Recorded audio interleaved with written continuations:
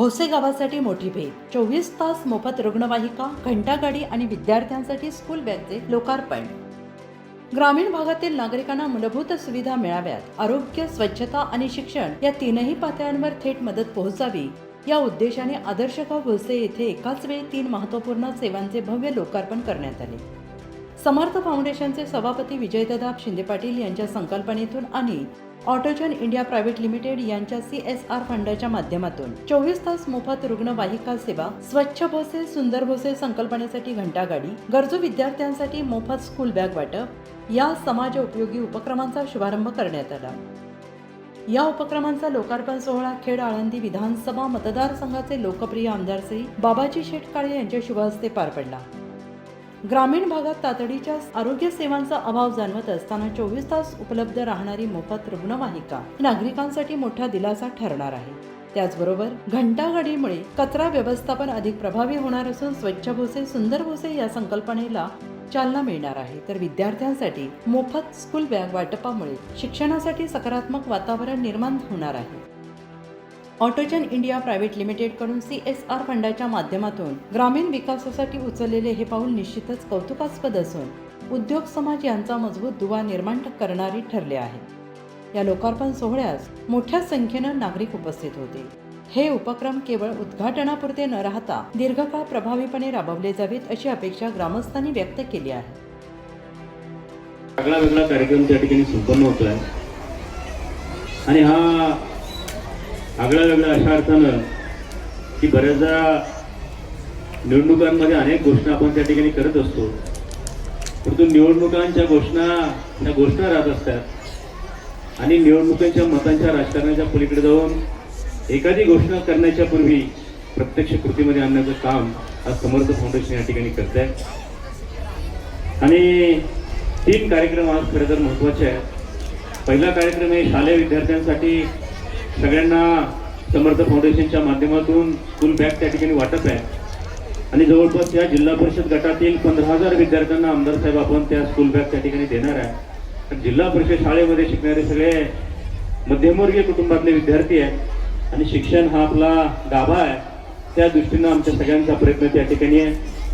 दुसरा जो कार्यक्रम आहे तो खरं तर कचरा उचलण्यासाठी जी घंटागाडी आहे की जेव्हा या मतदारसंघामध्ये आम्ही सगळी मंडळी आलो, कारण या मतदारसंघातली 3 गावं फक्त नवीन, बाकी 10 गाव आमदार साहेब आमच्या जुन्या मतदारसंघातले, त्यातलं 3 पैकी 1 गाव तुमच्या जुन्या मतदारसंघातले हे भोसे गाव.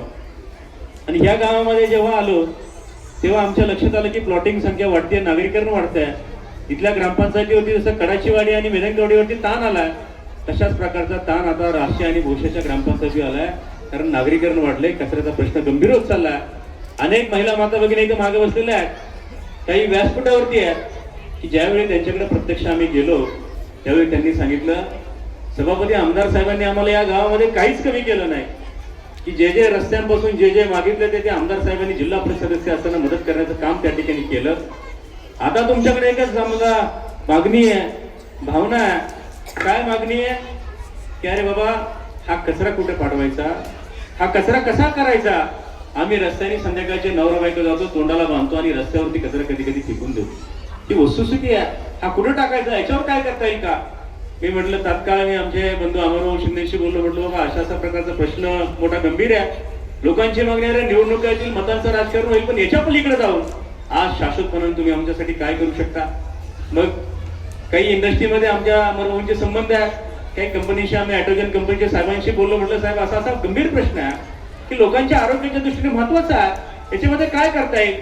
ते म्हटले कचऱ्याचा तर प्रश्न आपण सोडूच, या परिसरामध्ये होणारे ऍक्सिडेंट, या पूर्व भागामध्ये सर्वसामान्य माणसाला जर वाटलं हॉस्पिटलला उद्या जायचं, या पूर्व भागातल्या एखादी डिलिव्हरी करणाऱ्या महिलाला, एखादी पोटोशी असलेल्या महिलाला वाटतं तात्काळ रात्री अपरात्री हॉस्पिटलमध्ये न्यायचं, तर एका बाजूला अँब्युलन्सचा बाजार त्या ठिकाणी होत आहे आणि मोफतपणानं सेवा देण्याचं काम आपल्याला शासनाच्या पलीकडे जाऊन समर्थ फाउंडेशनच्या वतीने करता येईल.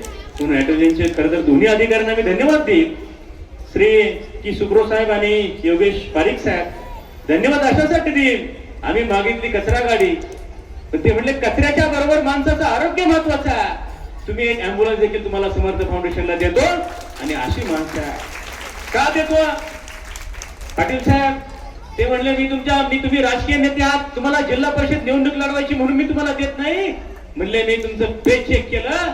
2022 साली जेव्हा समर्थ फाउंडेशननं चाकणच्या परिसरामध्ये 50,000 2 लाख लोकांना अन्नदान त्या ठिकाणी केलं, या तालुक्यातल्या हजारो कुटुंबांना किराणा किट दिलं, तुमच्या पेजवरचं हे काम आम्ही बघितलं. जेव्हा लोक घरामध्ये होते तेव्हा तुम्ही रस्त्यावरती होता, तुम्ही बघितलं नाही की अरे हा भैया माझा उद्या मतदार आहे का नाही, तुम्ही बघितलं हा सर्वसामान्य माणूस मतदार आहे का नाही. तुम्ही मतदाराच्या पलीकडे जाऊन त्या ठिकाणी काम करताय. तुमच्या समर्थ फाउंडेशनचं सगळं पेज मी फेसबुक वरती त्या ठिकाणी चेक केलं. तुमचं काम राजकारणाच्या पलीकडे जाऊन सामाजिक भूमिकेचं आहे, म्हणून आम्ही तुम्हाला मदत करतोय.